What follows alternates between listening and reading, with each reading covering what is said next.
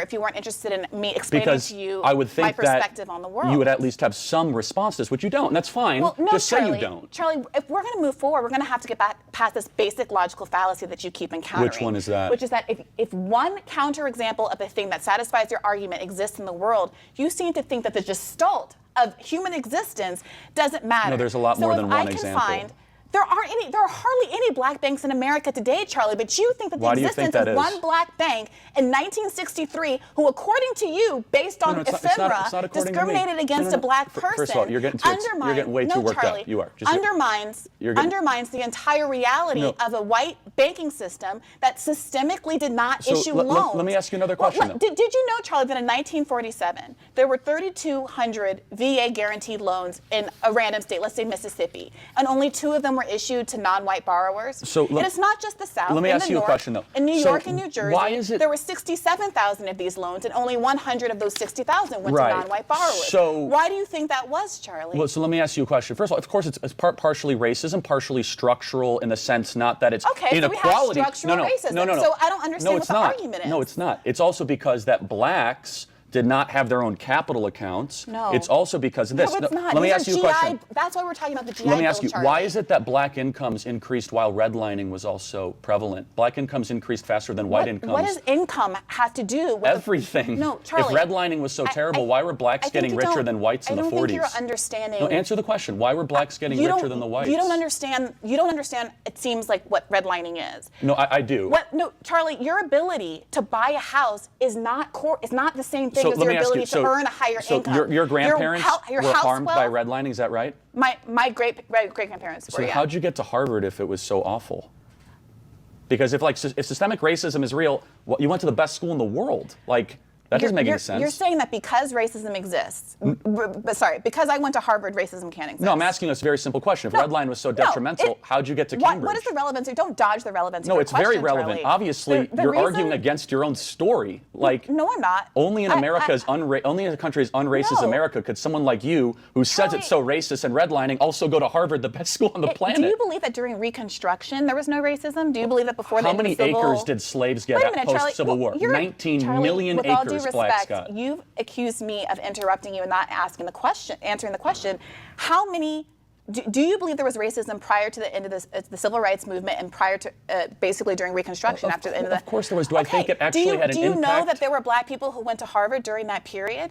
Do you think that racism didn't exist because black people didn't go? That black people went to Harvard during that period. The argument is that America became progressively less racist. You're the one that's focusing on race. Wait. I'm not. No, Charlie. You asked me to have a conversation about race, but I am no racial expert. I'm a leftist who talks about socialism. You're getting way too worked up. No, Charlie. Don't also do that. Look, you are. I would be happy to come here and not talk about race. In fact, my whole career in writing is talking about a lot of racial overreaches on the left, critiquing the way that identity politics is used to have hierarchies of oppression in a way that ignores class as a key metric that cuts through communities. That's my whole thing. Why you asked me to come here and talk about race is a decision on you. Please don't put that on me. Well, because you believe in a mythology. That's why. You believe in something that's akin to Zeus or Hercules. I mean, you believe in something that doesn't exist and never will, which is systemic racism. You're living proof at how unracist America is. And apparently so is W.E. Du Bois. Moving to the first question, since we didn't get to it, Brianna, is America systemically racist? Well, there you go. There's systemic racism, of course, in America. There's systemic poverty. There's a lot of... Look, I think we should probably start by talking about the word systemic, what the word systemic means. It means that we're not any longer talking about the realm of this person was mean to me, this person didn't give me a job because they didn't like the cut of my jib, or they didn't like that I was a woman, or they didn't hire me because I was pregnant, or any number of things that go on in people's lives. Those kind of one-off instances of oppression, discrimination, of course exist. For people who are members of protected classes and people who aren't members of protected classes. I could not hire you because I don't like your shirt, and there's nothing the law can do about that, but of course that would exist, but we wouldn't call that systemic oppression even if we would call that wrong. What we mean when we say systemic is that we have institutions in our country, whether it's something like our institution of laws, whether it's our prison system, whether it's our education system. And because we're human beings and because we're flawed as we're putting together these systems, because there's always room to perfect the systems that we have made by our own human fallible design. There are often the same kind of biases and interests that we have are baked into those systems. And it's not about someone necessarily sitting around nefariously saying, oh, I'm going to get you, sucker. But the reality is, when you look at the way the world is designed, and outcomes aren't always indicative of a problem, but sometimes they are.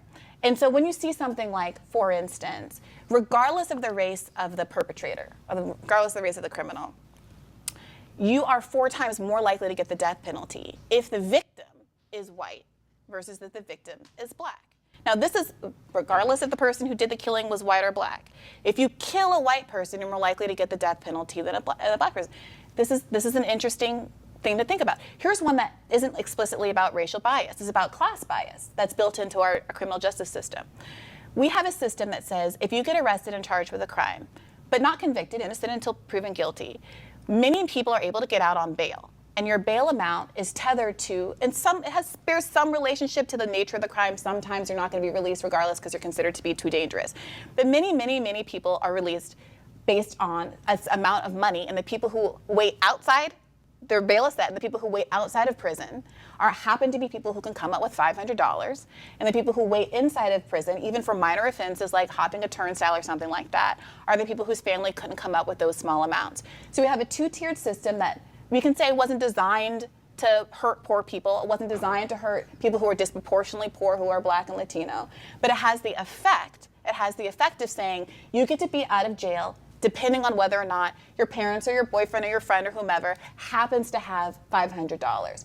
And some people would say that's evidence that the system was poorly designed to really take into account the real life realities of the world. So yes, do I think that systems like that exist? Obviously they do. Okay. I'll let you react. So is America systemically racist? No, we're the least racist nation ever to exist.